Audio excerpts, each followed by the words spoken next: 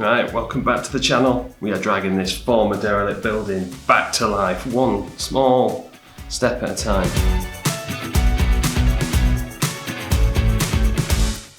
We've done the hard part, we've made it habitable. Redid all the plumbing, redid the electrics, plastered some rooms out, carpets, floors. But with the best intentions, things didn't go to plan from the very start. My main source of income dried up 2 weeks after we signed on the dotted line. We have relocated here to Blackpool, and with my work drying up, I have become a stay-at-home dad, which in turn means I don't have any money. The finances are completely destroyed, so with every little thing that needs doing, it's a mammoth effort, and I'm trying to do everything myself. So if you want to see how we get on, click the bell, please subscribe, or go back to the very start. You might have to take it with a pinch of salt. I'm not gonna lie, I have no idea what I'm doing when it comes to filming, taking photos, documenting, any of that, YouTube, I have no idea. So the first videos, so you can see all our progress, all the way from the beginning, right up to now. Yeah, this week, since we did the alcove cabinets behind me, this room has become usable. But there's one big thing that lets it down, and that is the bay window. With me still spending more than I earn each week, each project is just, yeah, I'm having to be as tight and thrifty as possible. So what we're gonna do is we're gonna try and make this bay window look something like. So let's do a bit. And it starts by clearing a space. Annoyingly so, because we've just started using this room and now I'm going to make a mess again.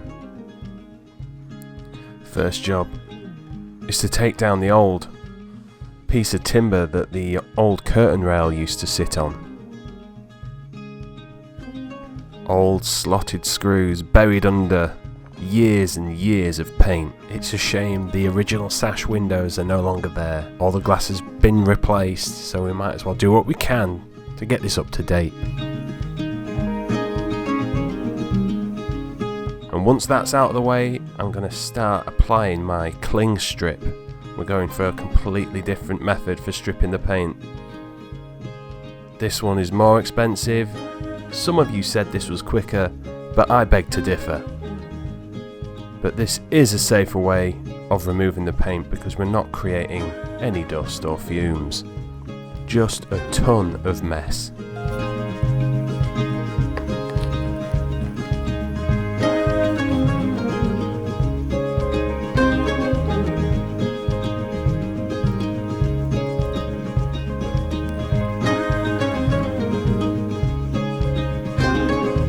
It's like icing the world's biggest cake. This took forever.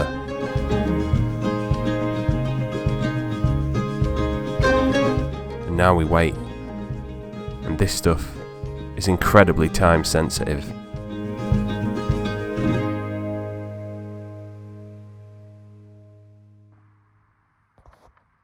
It looks like the house is bleeding. But this is obviously the pigment out of the stain. But yeah, it's been 24 hours later. I think it could do with longer, but it's now or in a couple of days' time where it'll be baked on. So let's do it now.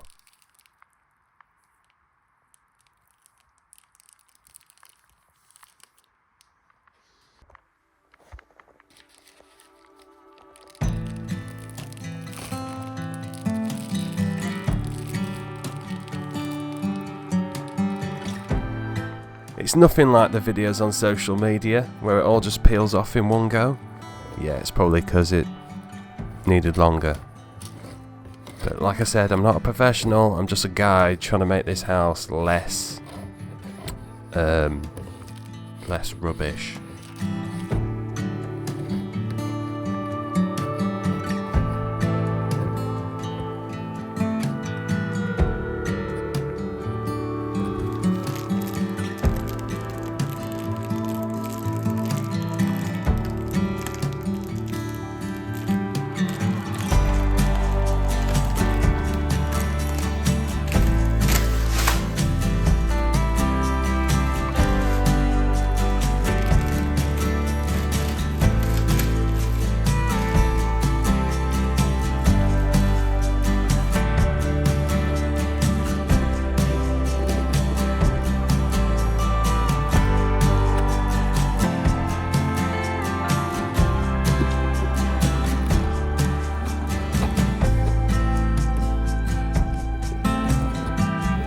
As you can see, this really didn't really didn't go to plan.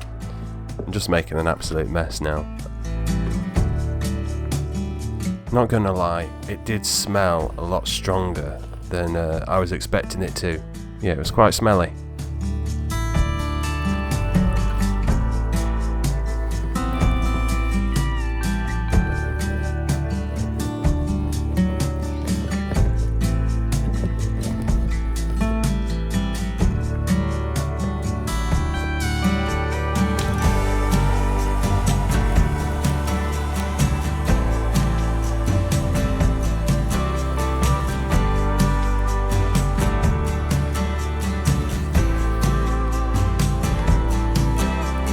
Once that's all stripped and any residue washed off, I've got some timber to replace the PVC trim that is partially missing.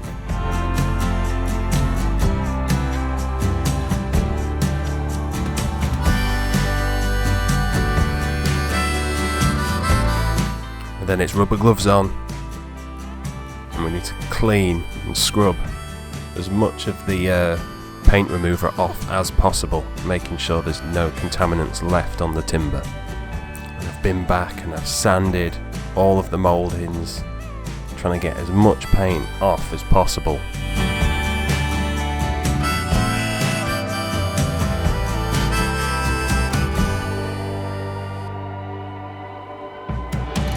Once all my trims are on, there's plenty of filling and sanding to do. No footage of that though, it was whenever I had a spare second I'd run in there and get some done. Once you're happy with all the filling and sanding, might as well get priming.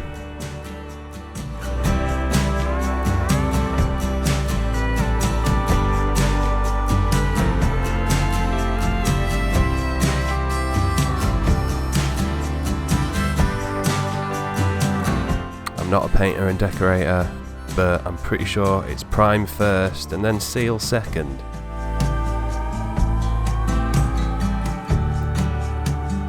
And once all the priming's done, I think that's about time. I'll call it a night.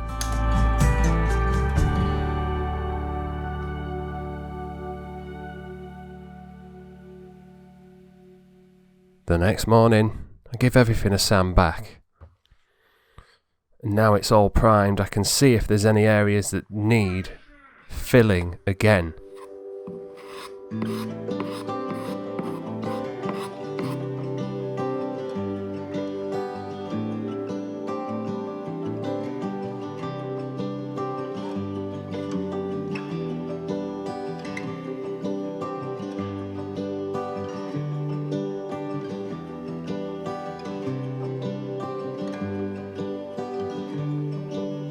Yeah, it's just fill, sand, repeat at this point.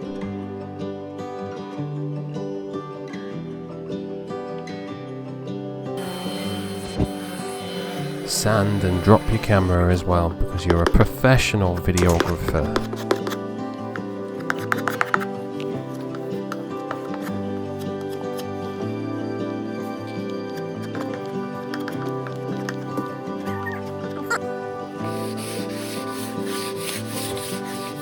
Sand, sand and more sand. I like to use this these spongy sandy blocks on any mouldings. Really good for getting in the corners as well.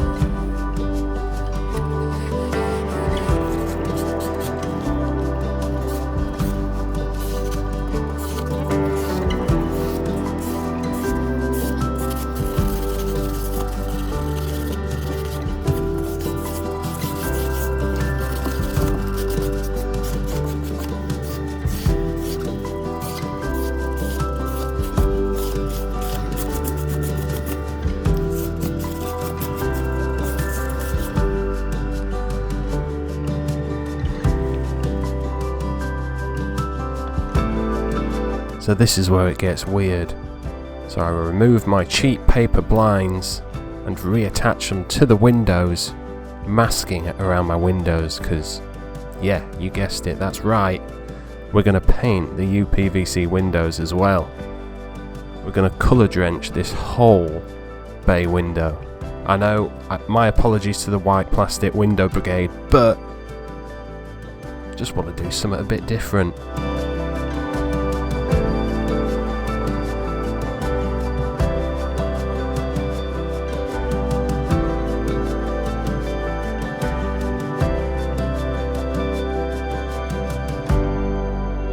And just prepping these windows alone took more time than the actual painting.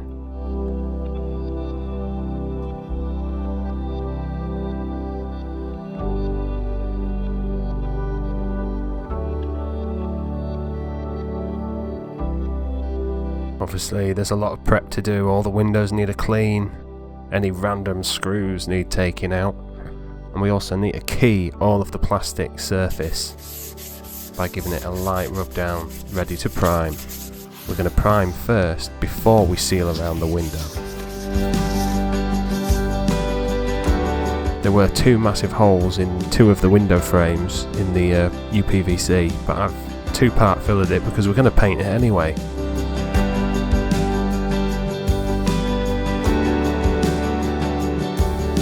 Once that's all done, sanded, filled, sand again, making sure they're clean, then I'm going to hit it with the primer. I think this is the Zinza bin primer, it's a shellac, so it actually does adhere to UPVC anyway.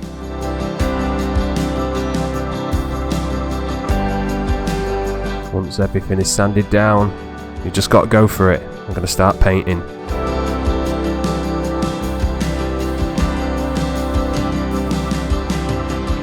At this point I realised that the primer on the UPVC was dry already, so I'm sealing around the windows quickly to keep everything moving forward.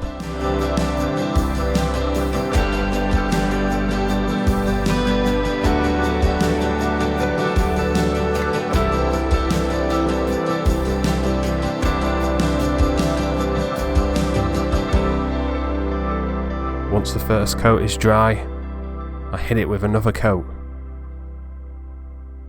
Can't paint around the actual UPVCs until the sealant's dry, so I'm just waiting for the sealant to dry because it must be 100% dry before you paint it. I am so sorry guys. I did 2 coats last night, late last night, didn't film any of it. Actually I did the first coat last night on the PVC and then I did a quick second coat earlier on the PVC, and it looks pretty much done now. I think one more coat and we'll be there. But yeah, I'm sorry I didn't film any of it. Obviously life gets in the way, doesn't it?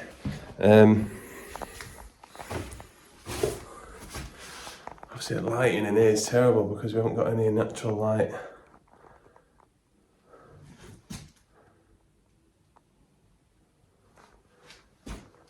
Actually it looks awesome. I like it. For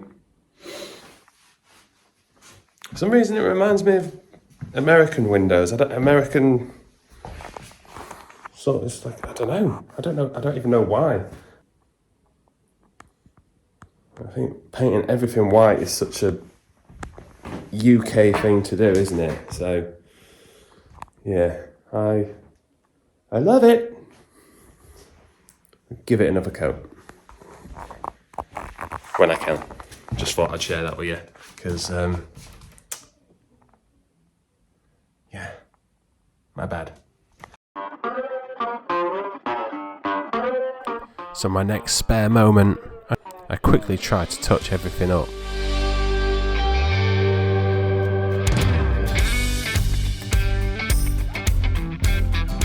With time constantly against me, I just need to get this sorted so we can sit in here and use this room.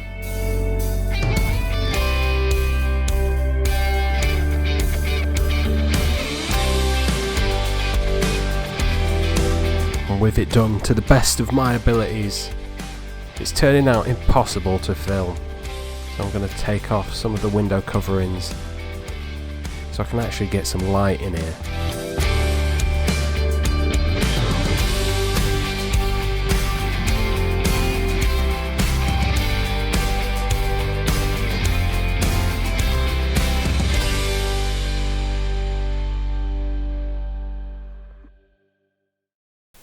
So that's it. That's as much as I can possibly do right now. Yeah, there's still stuff to do. Need to put a bit of timber across the top for the curtain rail.